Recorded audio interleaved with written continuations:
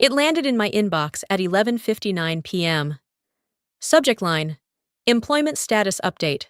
My hands froze over the keyboard as I opened it, expecting a note about tomorrow's retirement send-off.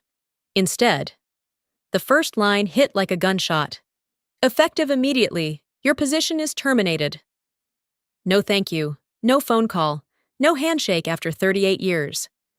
Just 12 cold words glowing in the blue light of my screen. I read them again, certain I'd misunderstood. My cursor blinked against the white page like a heartbeat I no longer trusted. Behind me, the city lights glittered beyond my window, mocking me, like champagne flutes raised at a party I wasn't invited to. I scrolled down, hoping for context. Instead, I found a single line at the bottom that twisted the knife.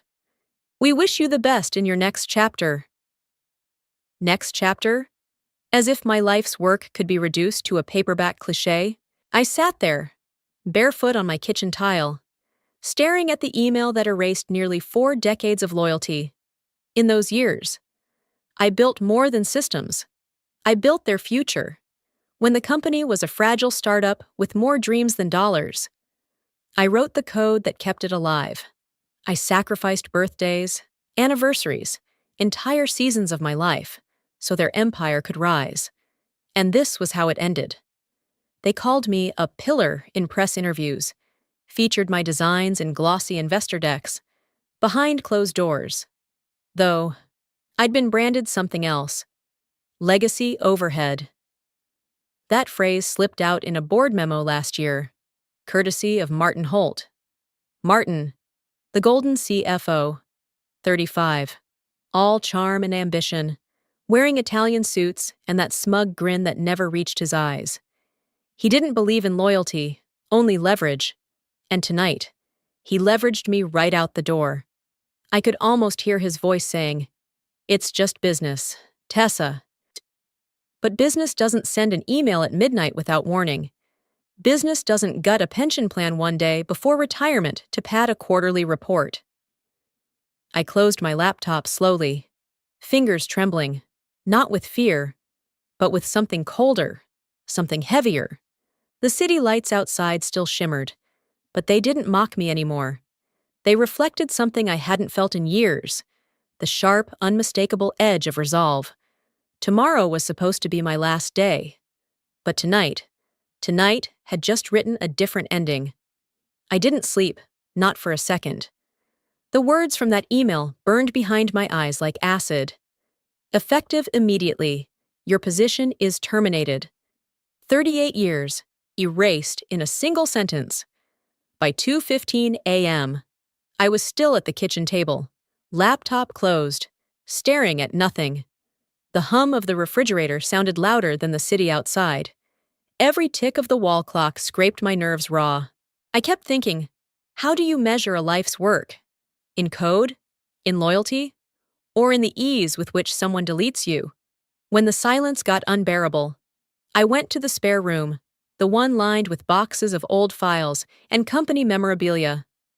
I pulled out a box labeled Milestones. Dust clung to my fingers as I opened it. On top was an old company newsletter, its pages yellowing at the edges. The headline made my throat tighten, "The Woman Who Built Our Digital Wall." There was my photo, hair darker than, eyes bright with the fire of someone who believed her sacrifices mattered. The article praised me as the architect of the unbreakable backbone that carried the company to global dominance. I traced the words with my fingertip and almost laughed, because tonight, that same company had gutted me with an email at midnight.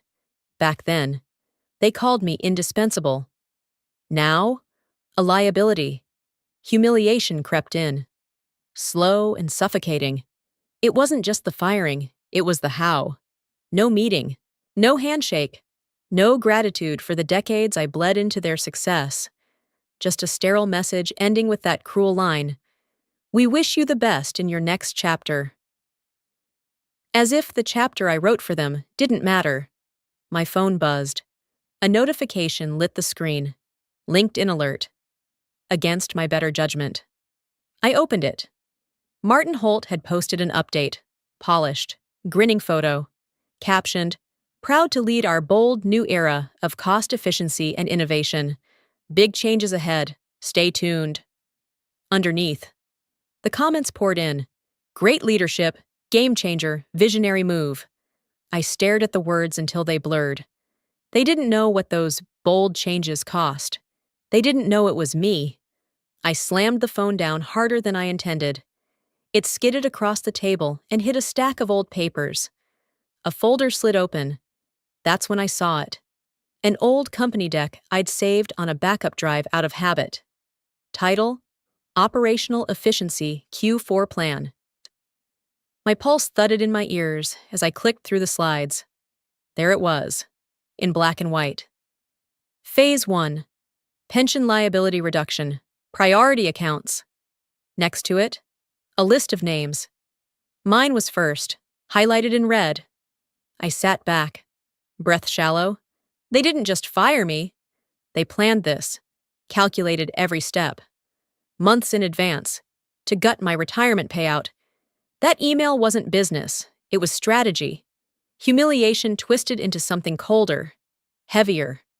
I closed the laptop slowly, almost tenderly, as if sealing away the last illusion I had about fairness.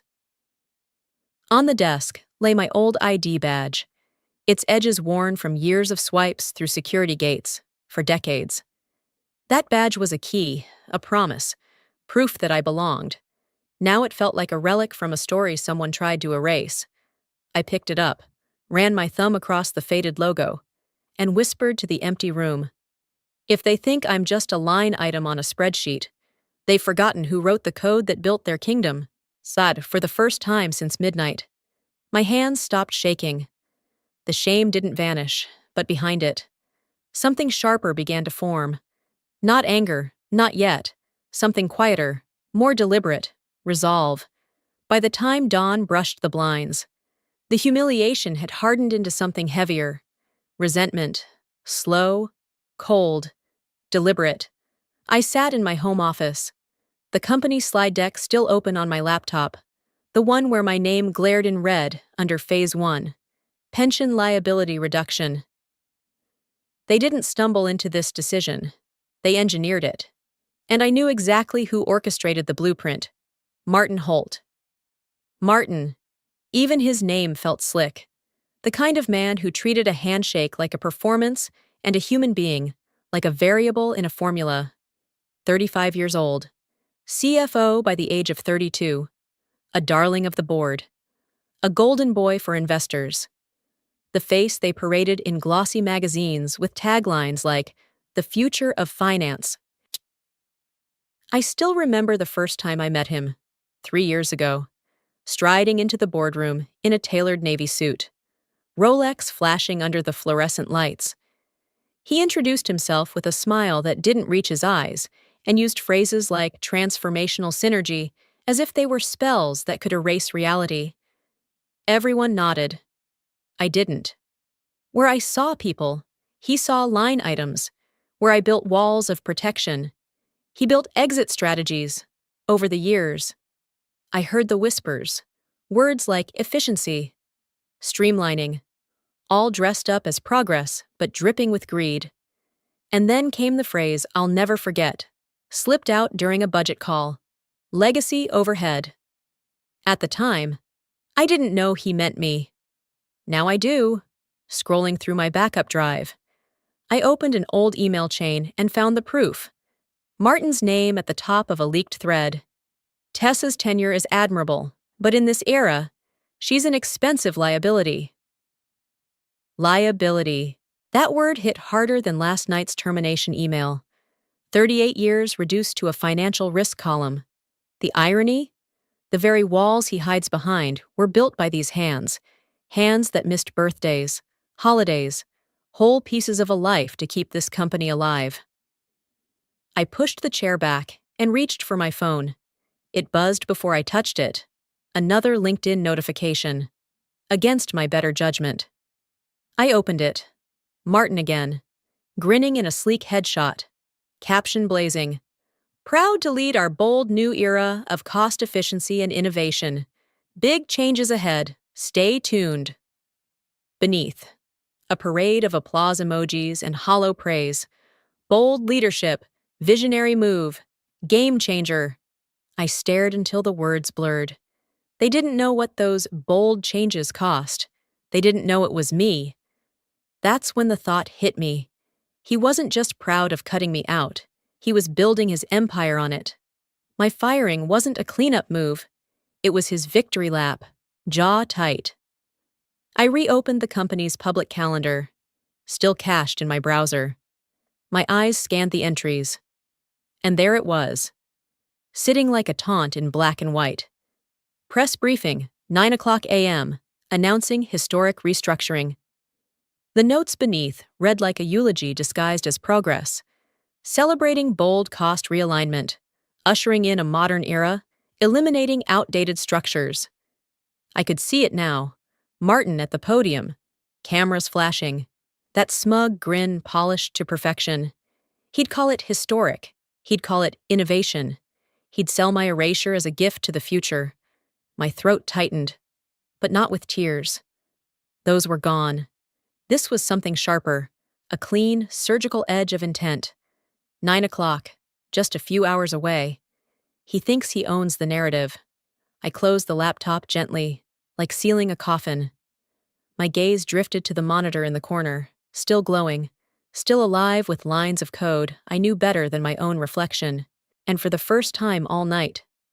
I smiled. If Martin Holt wants a show tomorrow, he's going to get one. Just not the one he planned.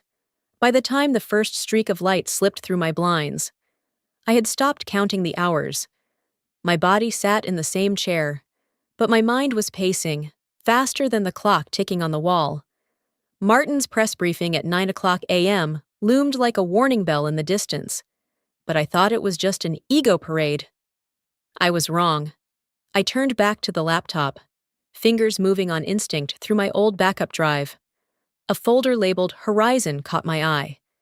I clicked, and the screen flooded with threads of emails, proposals, technical diagrams. My breath hitched when I read the header, Project Horizon, Finalization Phase, and then the number.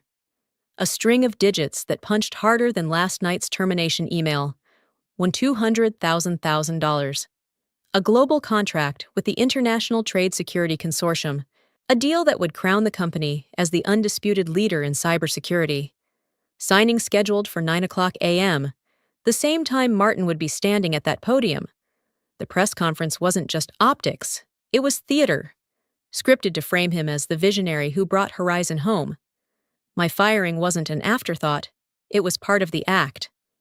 I opened the attached documents, scrolling faster as my pulse climbed. Every bullet point made the stakes sharper. Horizon wasn't just another deal. It was a bet-the-company move. And the entire contract rested on Sentinel Vault. My system, my life's work. A bitter laugh escaped before I could stop it. They wanted me gone. But they planned to lock the world's trust behind walls only I knew how to build. That was Martin's genius? Rewrite the credits while leaning on a foundation he didn't understand? The irony stung. For decades, I worked in shadows, building, patching, protecting, while people like Martin fed off the glow of headlines. Now he was feeding again. On the myth that progress means pruning the roots that keep the tree alive. I minimized the file and stared at the dim city skyline, now tinged with pale orange. Somewhere across town, Martin was probably rehearsing lines, straightening his cufflinks, imagining cameras flashing as he delivered words like historic, bold, and transformational. My gaze fell back to the monitor, to an email thread I hadn't opened yet. The sender, CEO. Subject: Tomorrow, you'll own the stage. I clicked. This deal will cement your legacy, it read. Make sure the optics are perfect. Legacy. My jaw clenched so tight it ached. They were gifting him the word they once pinned to me. I closed the email slowly, like it might burn through my fingertips. My humiliation wasn't an accident. It was a strategy. Erase the builder. Crown the showman. The clock on the wall read 5:39 a.m. Less than 4 hours until the world believed Martin Holt built an empire he couldn't even operate. For a long moment, I just sat there, listening to the silence hum around me, feeling its weight press against my ribs. The tension wasn't panic, it was precision. A taut wire stretched so thin it could cut, if they thought optics could save them. They'd forgotten one thing: Sentinel Vault doesn't run on headlines, it runs on trust, and every line of its trust code has my signature buried inside it. I turned to the second monitor, glowing in the corner, its interface waiting in standby. One command away from reminding them that foundations don't vanish quietly. I exhaled slowly, tasting steel in the back of my throat. 9 a.m.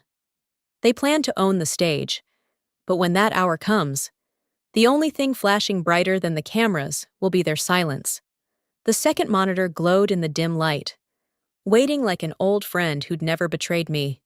Sentinel Vault, my system, my fortress. To them, it's just a name in a prospectus. To me, it's a lifetime stitched in code. They call it a $375 million platform, as if money could measure what I bled into it. Sentinel Vault isn't software, it's a living organism.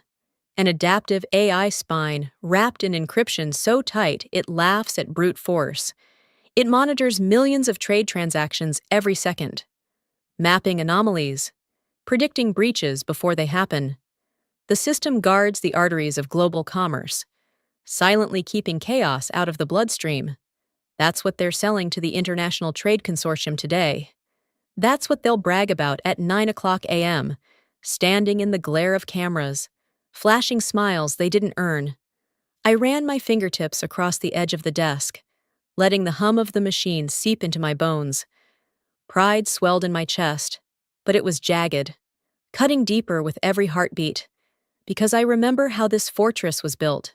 It started 8 years ago, in a basement lab that smelled like burnt circuits and cold coffee, while the world slept. I lived under fluorescent lights, hunched over monitors until my vision blurred. I told myself the hours didn't matter, that missing a night's sleep, or 100, was a down payment on security, on permanence. I missed more than sleep. There was a birthday once. My son turned 12. He left me a voicemail that night, his voice cracking as he said, "It's okay, Mom. We'll celebrate later." Later never came. There was always another crisis, another patch to deploy, another layer to reinforce so nothing could break what I was building. I believed if I built something unbreakable, maybe the company would never feel as fragile as I did. And I succeeded. Sentinel Vault became their golden shield. They called me indispensable in board meetings, a visionary in investor decks. They gave me plaques, engraved pens, hollow words like, "We couldn't have done this without you." But plaques don't mean a damn thing when your worth gets weighed against a pension liability column. Now, Martin stands ready to claim my work as his legacy. A man who couldn't write a single line of the language pulsing through these servers. He'll call it innovation. As if innovation is born from press releases instead of blood and bone. My pride burned hotter, sharp enough to scorch through the bitterness pooling in my throat. They think they own Sentinel Vault. That's the punchline. They don't. Not really. I opened a folder buried so deep in my archive, it felt like unlocking a vault inside my mind. IP assignment, Sentinel Vault Core. My eyes skimmed past the legal jargon until they landed on the clause I'd memorized years ago. The one nobody bothered to notice. Ownership reverts to original architect if termination occurs prior to full contractual settlement. I read it twice, then a third time, savoring every syllable like a secret anthem. Termination without settlement, like the midnight email Martin sent me less than 12 hours ago. They didn't just fire me. They triggered a reversion clause that hands me back the keys to the kingdom. A laugh slipped out, low, bitter, edged with something dangerous. All their optics, their headlines, their choreographed historic restructuring at 9 a.m., built on a foundation of legal quicksand. I leaned back, staring at the soft pulse of the cursor in my command window. It blinked like a heartbeat, waiting for mine to steady. They thought they erased me. I whispered into the hum of machines. They just rewrote the rules in my favor. Outside, the first full light of morning broke across the skyline, gilding the city like a stage. Somewhere out there, Martin was rehearsing lines about progress and courage. Somewhere, a CEO was checking his tie, ready to toast a future built on betrayal. And here I was, alone, exhausted, bruised by every hour of this night, but holding the truth in black and white. The fortress they're about to parade doesn't belong to them anymore. My name is written into its bones. The clock read 6:10 a.m. when I rested my fingers on the keyboard. Not trembling now, steady, sure. 9 o'clock a.m. They plan to own the stage. But when that curtain rises, the only thing they'll own is the silence I leave behind.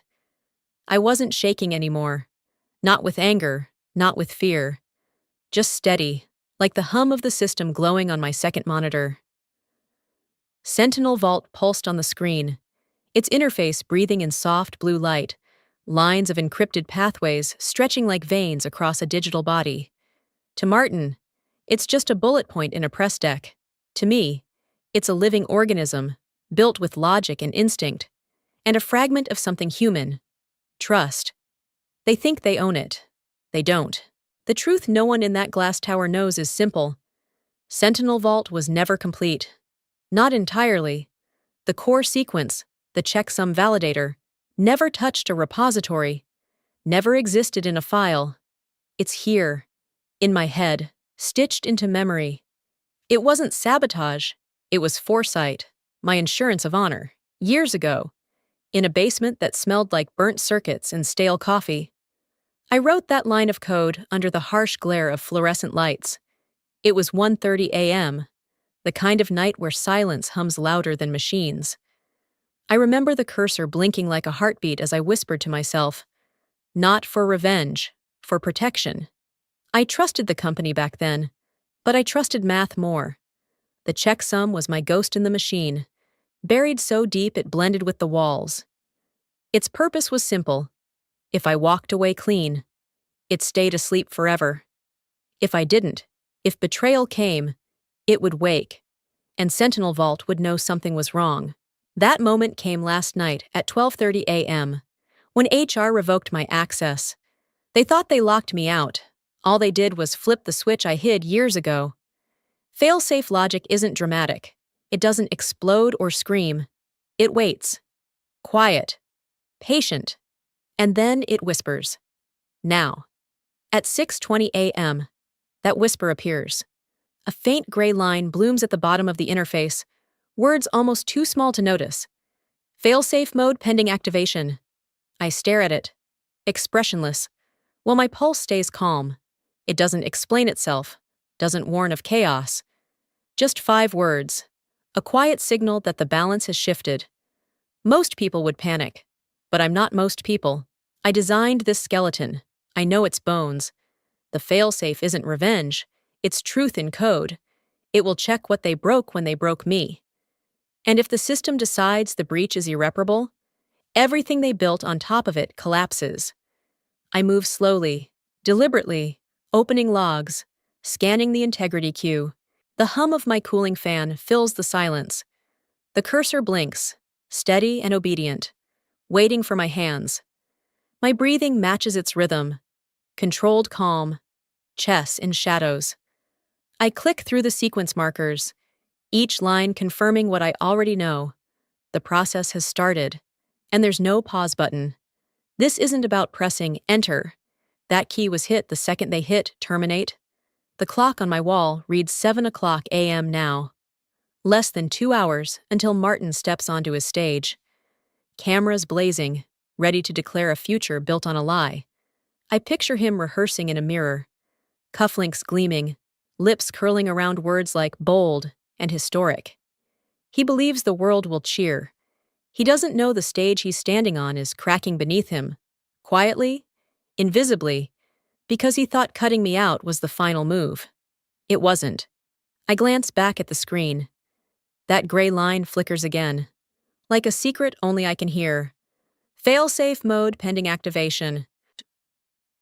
It looks harmless. It isn't.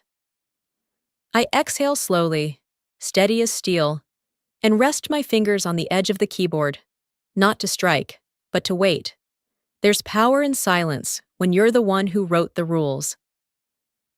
9 o'clock a.m. is coming. They think they own the story. But when the curtain rises, all they'll see is a stage gone dark. The city was still asleep when the heartbeat flatlined. On my second monitor, the soft blue veins of Sentinel Vault dim to gray. The whisper from earlier, failsafe mode pending activation, was gone. In its place, a starker truth bled across the screen. Integrity, validation, failed. No alarms, no explosions, just a single line pulsing in the center, like a verdict carved in stone. And beneath it, the quiet dagger. Contact original architect. My breath didn't hitch. My pulse didn't race. This was the ending I had written years ago, not out of spite, but out of survival. A lock no one could see until trust broke. The clock on my wall read 5:43 a.m. I'd remember that time forever.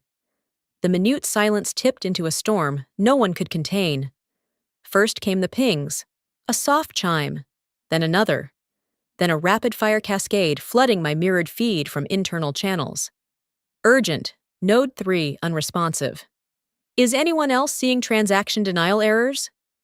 WTF, global latency spike, lockouts everywhere. I scrolled faster, watching panic bloom in real time. All contracts on hold, urgent call in 5.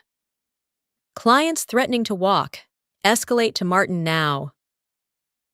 The irony tasted metallic on my tongue. For decades, I drowned in their crises, patched leaks at 2 o'clock a.m., rewired entire frameworks before dawn, sacrificed birthdays so systems like this never faltered. Now, the same machine they paraded as their fortress was folding in on itself because they cut out the one person who understood its bones. I glanced back at the interface. The diagrams were gone. No firewalls, no routing webs, no pulse, just that single, pulsing command like a ghost with teeth. Integrity validation failed. Contact original architect.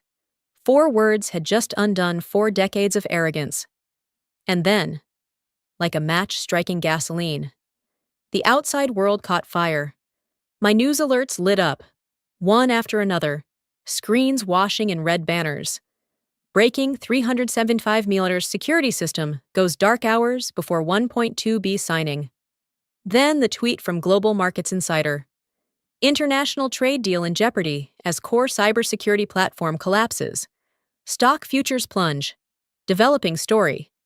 I imagined Martin reading that. Tie half-knotted. Coffee spilling as he lunged for his phone. The man who called me legacy overhead was now the face of the biggest systems failure in modern trade history. Cold satisfaction coiled through me. Not a rush, not a roar. Just a stillness deep enough to hear my own breath. I didn't cheer, didn't laugh. Because this wasn't chaos for me. This was math, logic, consequence. They wanted control so badly they carved me out. Now they're watching control evaporate line by line. Dawn pushed its way through the blinds, striping the room in pale gold. My apartment was calm, almost serene. The hum of my machine steady as continents scrambled. Funny how silence can roar louder than applause when you choose the right frequency. Another chime. A screenshot surfaced in my mirrored thread, forwarded like a corporate obituary. System lock message. Integrity validation failed. Contact original architect. They'd all seen it now. Board members, CEOs, partners across 3 continents. 4 words cutting through every excuse they'd spin today. I closed my eyes for 1 beat, let the weight of it settle. Then opened them to the clock. 6 o'clock a.m. The failsafe wasn't done yet. The cascade was still rolling, region by region, server by server. By 9 o'clock a.m., The meltdown would be complete. Martin wanted a spotlight. He'll get one, just not the kind he rehearsed for. I leaned back in my chair, steady as steel, watching the cursor blink against a gray horizon of silence. They wrote me out of their story, but at 5:43 a.m., the system wrote me back in. The meltdown wasn't loud here, not in my apartment, where dawn light spilled across the floor in thin, quiet stripes, but I could feel its echo in every frantic ping lighting up my mirrored feed. It was 6:15 a.m. when the first urgent banner flashed across the cache window. Emergency board call in 5. Wake Holt now! I leaned back in my chair, mug of cold coffee cupped between my palms, and watched the machine that once called me indispensable choke on its own panic. Then the video still appeared, a leaked screenshot from someone inside the loop. Martin's glass-walled office glared under fluorescent lights, every surface throwing back blue from a wall of screens. His tie hung like a noose, collar open, shirt creased in stress lines. He was mid-scream when the frame froze, jaw locked, veins straining at his temple. Below it, a transcript line scrolled, "This is a bug. Do you hear me? A bug.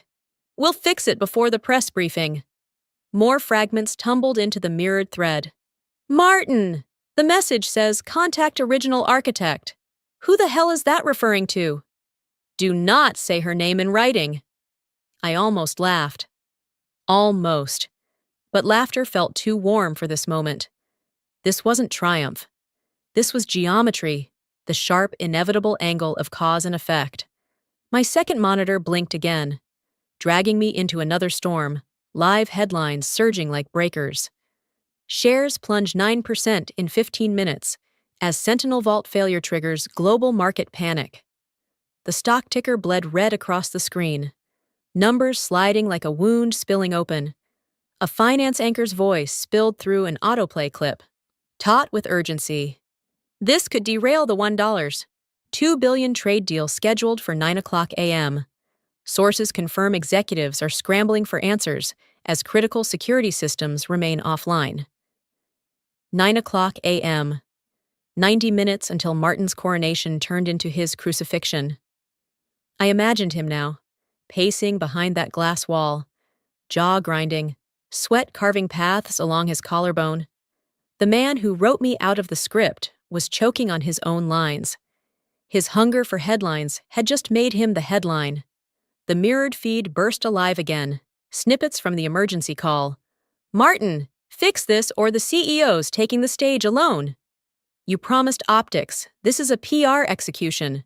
Call the vendor. Call anyone. We need this contained before markets open." Contained? I glanced at the pale words still hovering on my local Sentinel Vault interface. Steady as a heartbeat. Integrity validation failed. Contact original architect. No spin could erase that. Not in 5 hours.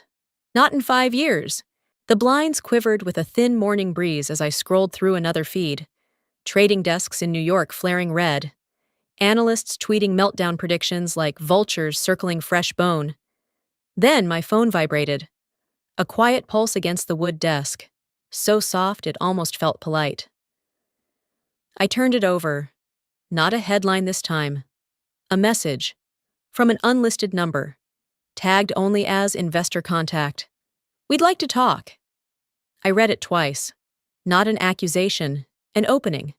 The same board that signed my erasure hours ago was now leaning toward the shadow they tried to bury. Not for an apology. People like them don't speak that language. But for survival. I set the phone down gently, like placing a loaded weapon on velvet. My reflection rippled in the black glass of the screen, and for the first time since this began, I smiled. Not sharp, not cruel, just quiet.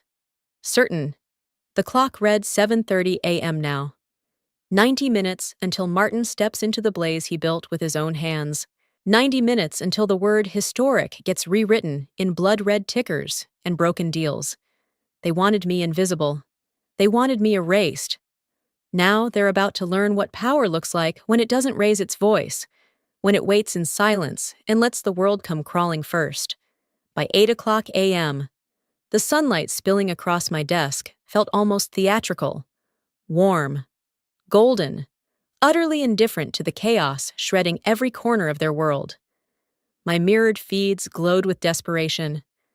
The tone had shifted overnight from sharp commands to frantic pleas. Does anyone have her personal contact? Legal says we need her name before 9 a.m. Investor pressure was dripping through every thread like acid. Fix this now or the deal dies. I closed the feeds for a moment and let the silence settle around me. Calm tasted sharper than coffee. The phone vibrated against the wood, so sudden, so soft it felt almost polite. I turned it over. The name glared back like a confession. Martin Holt. I let it ring twice, maybe 3 times, before sliding my thumb across the screen. Hello, Martin. The voice that came through wasn't the CFO, who strutted across stages and spoke in billion-dollar sound bites. It was cracked, breathless, leaking panic through every syllable. Tessa, thank God! Listen, we need to fix this. Please, tell me what you want. Anything. I'll make it happen. I took a slow sip of coffee, watching the steam curl like a signature in the air. Anything? Yes, he rasped. I can authorize a full package, bonus, pension, reinstatement, public credit, whatever it takes. Just bring the system back online. My eyes flicked to the interface glowing on my second monitor. Sentinel Vault's message pulsed steady as a heartbeat. Integrity validation failed. Contact original architect. I told you once, I said, voice low and even. You don't have what it takes to buy back trust. Silence crackled on the line, broken by his ragged inhale. Tessa, don't do this. Think about your career, your reputation. I almost laughed, but laughter felt too warm. My reputation? I murmured. You fired me at 11:59 p.m. to make yourself look bold. How's that working out for you? He stumbled over words, piling them like sandbags against a flood. I was wrong, okay? I'll go public. Say you're indispensable. You already did, I cut in, glancing at the mirrored feeds flickering alive. Just not the way you planned. Because while Martin begged, the leak detonated. Slack threads erupted like wildfire, lighting my cache in real time. Is this audio real? Someone dropped the Holt call in Doxirk exec leaks.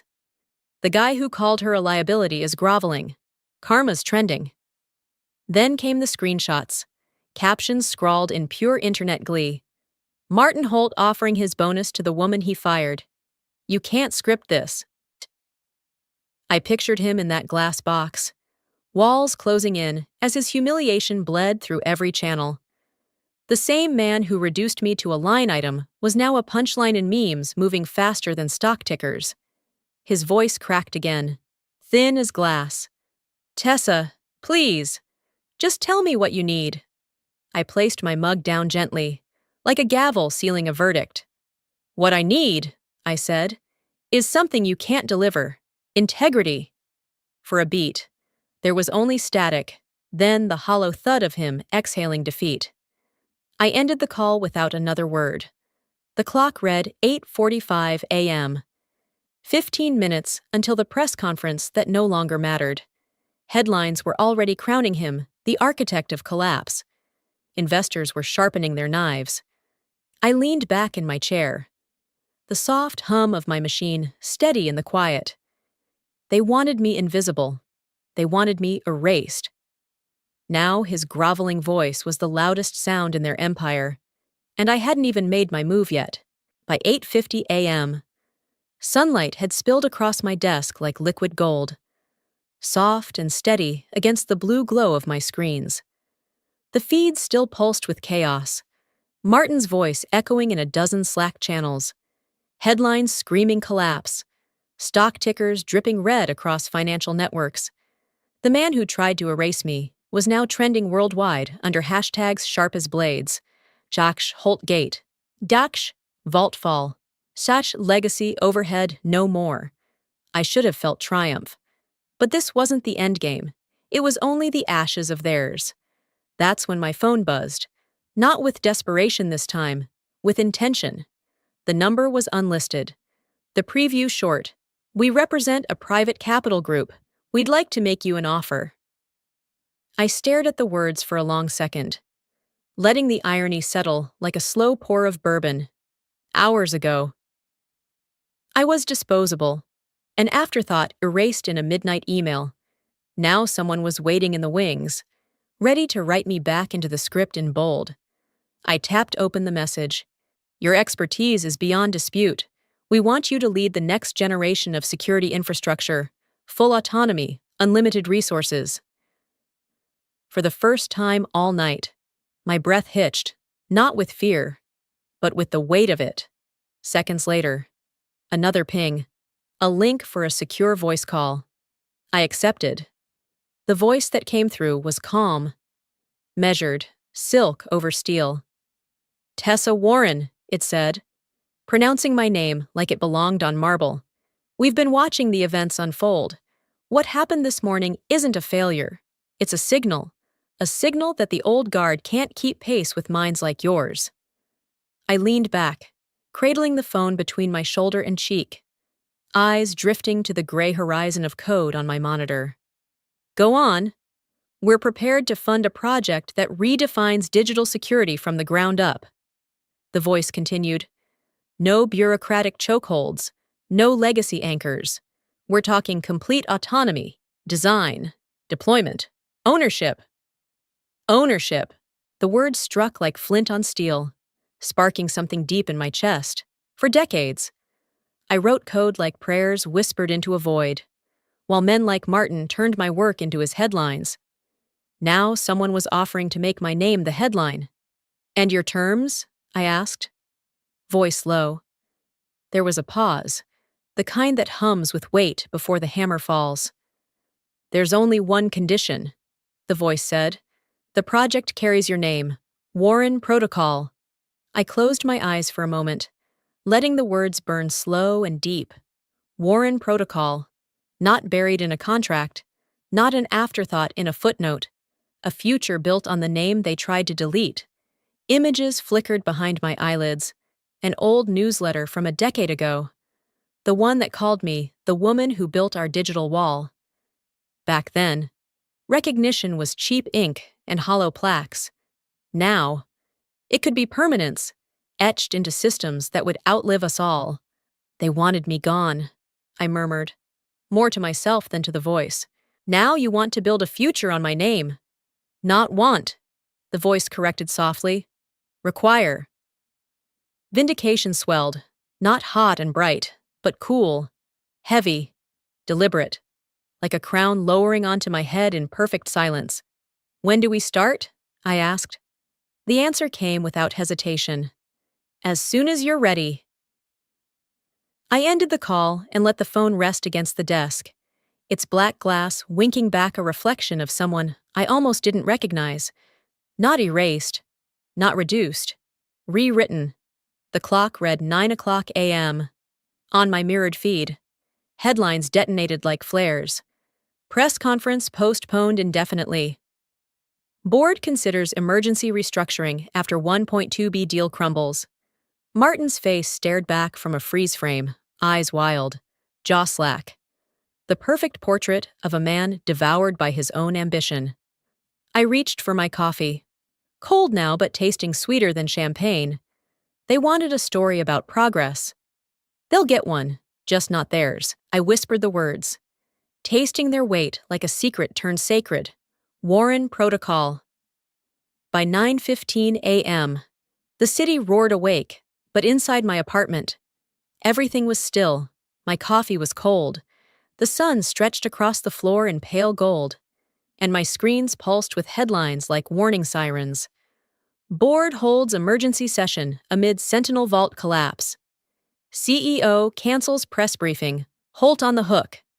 The meltdown had grown teeth.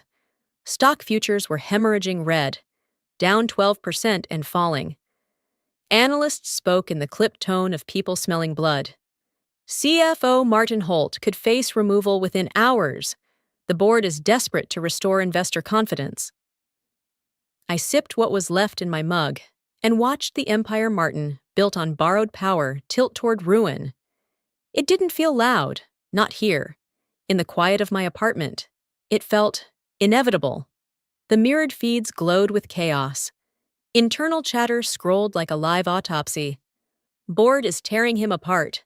CEO wants resignation before noon. Then, a transcript fragment from the emergency call. Martin, this isn't optics anymore. This is survival. Step down.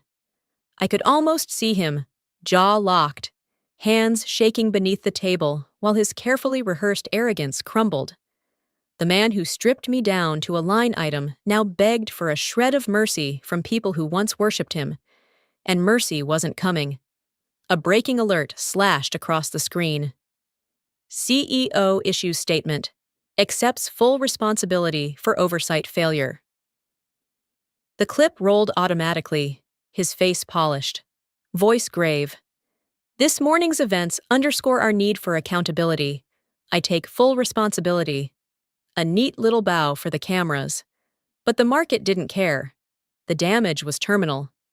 Journalists had already branded it. The Warren lockdown. My name, once erased, now carved into every headline. Not because I asked for it, because truth has a way of cutting through PR fog sharper than any spin. Then the real blade fell. A mirrored notification blinked in the corner of my screen. New file uploaded to exec leaks. I opened it. And there it was. An email dated 2 weeks before my termination. Martin's name in bold at the top. Checksum protocol unverified, but delaying validation saves cost. Recommend termination of redundant resource ASAP to streamline expenses. I stared at the words. Cold as stone. He knew. He knew Sentinel Vault wasn't fully validated, and he cut me out anyway. The reactions detonated in real time. He knew. He risked everything to save pennies. Lawsuits incoming. Holt's done. Then the headlines flipped like a switchblade. Leaked email suggests CFO ignored security risks for cost savings. That was the final nail, not in a coffin, but in a reputation once built on polish and power. The mirrored feeds erupted with snatches of dark corporate poetry. Holt escorted out after heated exchange. Board votes unanimous. Resignation effective immediately. Social media did the rest. Hashtags sharpened into knives. Sack Holt exposed. Sack Vault fall. Sack board bloodbath. His face looped on every news outlet, eyes wide, tie askew. The perfect image of a man strangled by his own ambition. I set the empty mug down and let the silence bloom inside me. This wasn't triumph. It wasn't gloating. It was justice. Cold, measured, precise. For decades, Martin's kind wrote the rules in ink and blood. Profit over people. Credit over conscience. Today, the ink turned on him. Today, the blood was his reputation bleeding out across every screen on Wall Street. Justice doesn't always need a courtroom. Sometimes it needs a mirror and a microphone. The clock read 10:15 a.m. when the official memo dropped. Effective immediately. Martin Holt has resigned from his position as Chief Financial Officer for personal reasons. Personal reasons? I smiled faintly at the euphemism stretched thin as glass. The truth was already trending in neon red across the market. Legacy eats its own. Then my encrypted inbox pinged. Investor contact. Confirming readiness to proceed on Warren Protocol. Shall we draft terms? I leaned back, feeling the weight of the moment settle like a crown. Cool. Heavy. Inevitable. The company that erased me was bleeding out in daylight, clawing for breath in a storm of its own making. And me? I was about to write the future, in ink they'll never wash away. 3 days later, the storm had burned itself out. I stepped into a glass-walled office that seemed to float above the ocean. Beyond the windows, waves rolled in, long, quiet arcs, sunlight crowning the horizon in molten gold. For the first time in weeks, maybe in years, I felt still. Not small, not erased, whole. The hum of a waiting system filled the room, soft as breath. On the desk, polished steel caught the morning light and threw it back in silver streaks. A single nameplate sat at the center, like a verdict written in glass. Chief Architect Tessa Warren. I rested my fingertips on the letters, tracing the grooves like they were carved into bone. There was no applause, no cameras, just sunlight, silence, and the truth that couldn't be spun away. I had outlived their erasure. A soft knock on the door. An assistant entered quietly, tablet in hand, and placed it on the desk with a bow of professional grace. The contract glowed on the screen, a lattice of terms that read like poetry to someone who had bled through a lifetime of fine print. Equity stake, full creative control, unlimited resources, and the clause that mattered more than the zeros at the bottom line. Project name, Warren Protocol.